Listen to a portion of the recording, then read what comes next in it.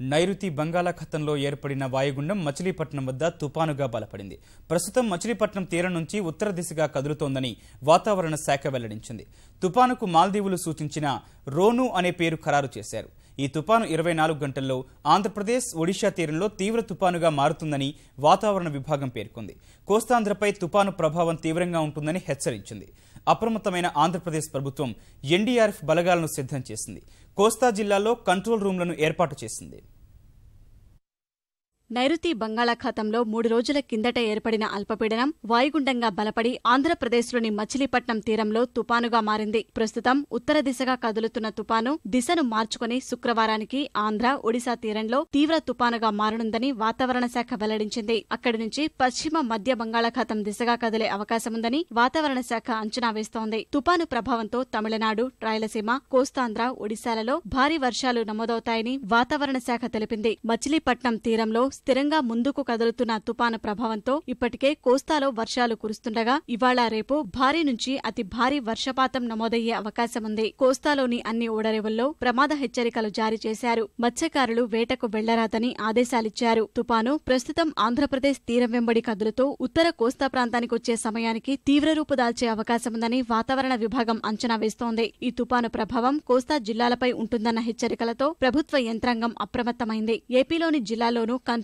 రూమ్లను ఏర్పాటు చేశారు. 2 రోజుల పాటు ఆంధ్ర, ఒడిశా తీరాల్లో కొనసాగనున్న తుపాను శనివారానికి తీవ్ర వాయుగుండంగానూ, ఆదివారానికి వాయుగుండంగానూ మారి క్షీణించనుందని వాతావరణ శాఖ వెల్లడించింది.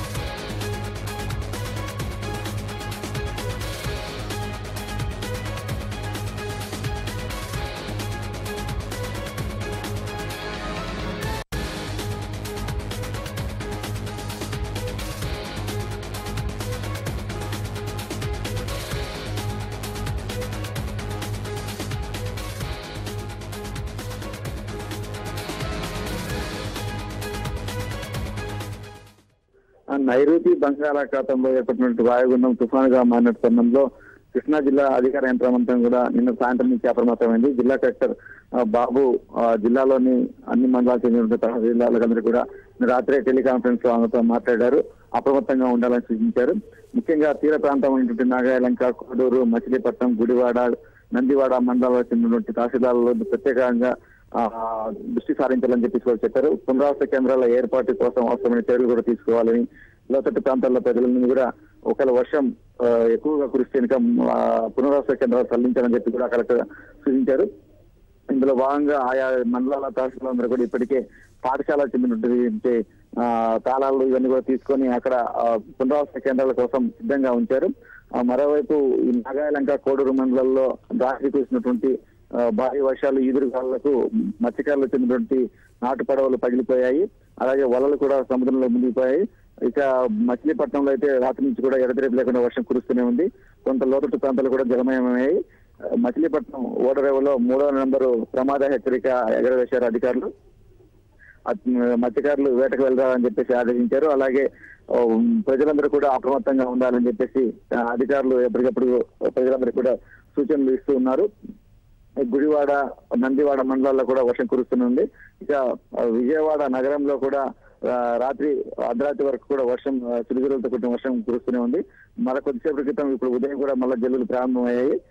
ఎలాంటి పరిస్థితి వచ్చినా ఎదుర్కొనేందుకు సిద్ధంగా ఉండాలని జిల్లా కలెక్టర్ అధికారులందరినీ కూడా ఆదేశించారు. ఆ మేరకే అధికార యంత్రాంగం అంతా కూడా జిల్లాలో అప్రమత్తమైంది. ఇక ఏదైనా తీవ్ర విపత్తు సంభవిస్తున్న ఉద్దేశంతో 2 జాతీయ విపత్తు నిర్వహణ బృందాలను కూడా కలెక్టర్ సిద్ధంగా ఉంచారు. ఒకటి నాగాయలంకలో, మరొకటి మచిలీపట్నంలో మోహరించారు. అలాగే ఏమన్నా జరుగుతున్న ఇల్లు చూడడం కానీ ఇలాంటి సంఘటన జరిగినప్పుడు తక్షణం అక్కడికి వెళ్లేందుకు వీలుగా వారు సిద్ధంగా ఉన్నారు.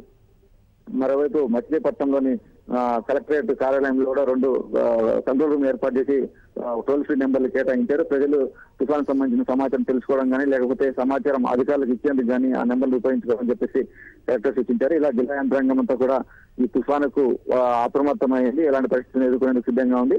అయితే ప్రస్తుతం చిరుజల్లులు, చిన్నపాటి గాలులు మాత్రమే ఉంది. ఎలాంటి పెను నష్టం అయితే ఇప్పటివరకు సంభవించలేదు. బట్ ఎలాంటి పరిస్థితి వచ్చినప్పటికీ కూడా ఎదుర్కొంటామని చెప్పేసి జిల్లా అధికార యంత్రాంగం విశ్వాసంతో చెప్తోంది. ధన్యవాదాలు చంద్రశేఖర్.